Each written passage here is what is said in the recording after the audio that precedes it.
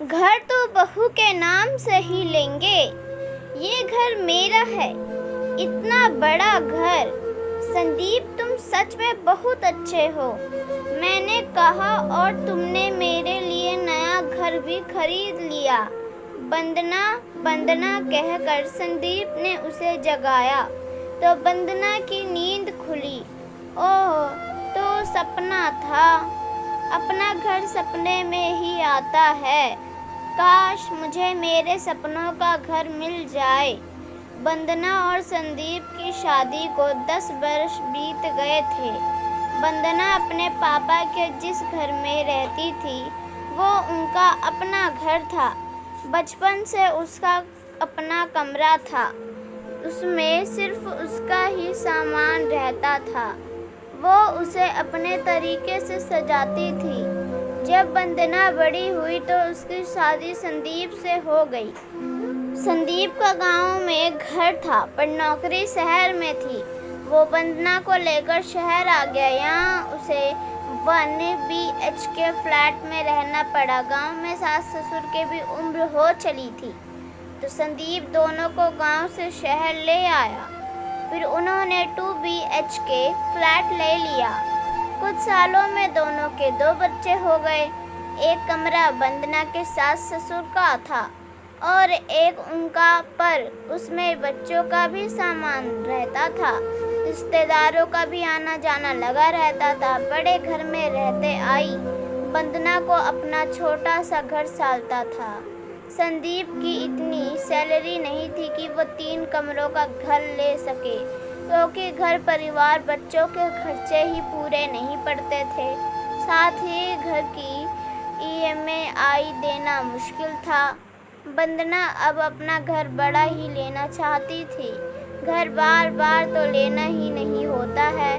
किराए के घर में रहकर बार बार घर बदलने से वो अब परेशान हो चुकी थी।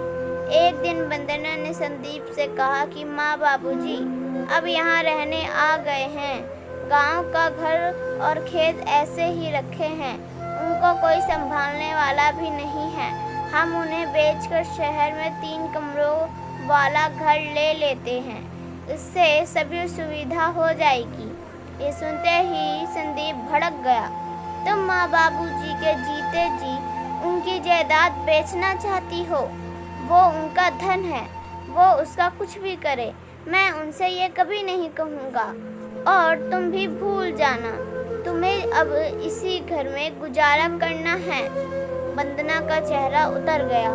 घर में अब खामोशी सी रहने लगी। संदीप की माँ ने एक दिन पूछा, बहू आजकल इतनी उदास क्यों रहती हो? तबीयत तो ठीक है, जाओ आराम कर लो, खाना मैं बना लूँगी।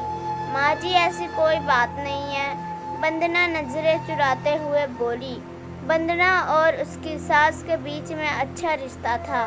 दोनों एक दूसरे का दुख तकलीफ समझती थी। वंदना अपने सास ससुर की भी मन से सेवा करती थी, उनका बड़ा ध्यान रखती थी। जब उन्होंने जोर देकर कहा तो वंदना ने सब बता दिया। वो 3 कमरों का घर लेना चाहती है, पर संदीप आप लोगों से बात करने को तैयार नहीं है। अगली सुबह माँ संदीप को कहती है, संदीप हम गांव का घर और खेत बेच देते हैं और यहाँ बड़े 3 कमरों वाला घर ले लेते हैं। माना वो हमारे पुरखों की निशानी है, पर हमारे बच्चे तो दुख पा रहे हैं। पुरखों का सम्मान हम मन से करते रहेंगे, पर अपनी बहू की तकलीफ भी तो नहीं देख सकते हैं। संदीप कहता है, माँ ये तो कुछ भी सोच लेती है, हम जीते जी पुरखों की निशानी नहीं बेचेंगे। बेटा वंदना ठीक ही तो कह रही है। वंदना का भी इस घर के फैसलों पर पूरा अधिकार है। वो इस घर की लक्ष्मी है, हमारी अन्नपूर्णा है। हम इसे इस तरह इच्छाओं को मारते हुए नहीं देख सकते। फिर इसमें हम सबकी भलाई है, सभी अच्छे से रह पाएंगे।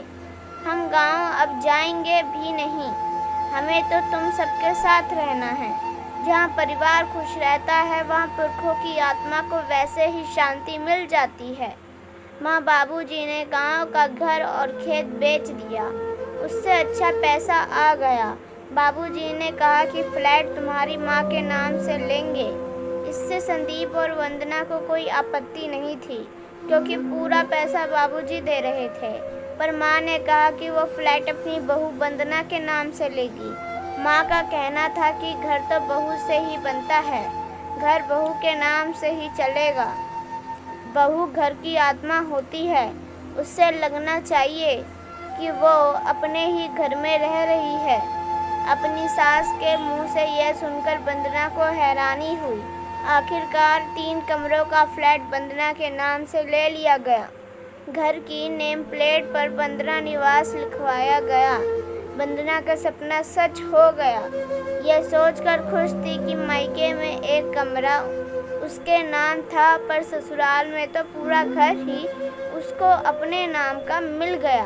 दोस्तों, उम्मीद करती हूँ कि यह कहानी आपको पसंद आई होगी और लाइक सब्सक्राइब करना ना भूलें। धन्यवाद।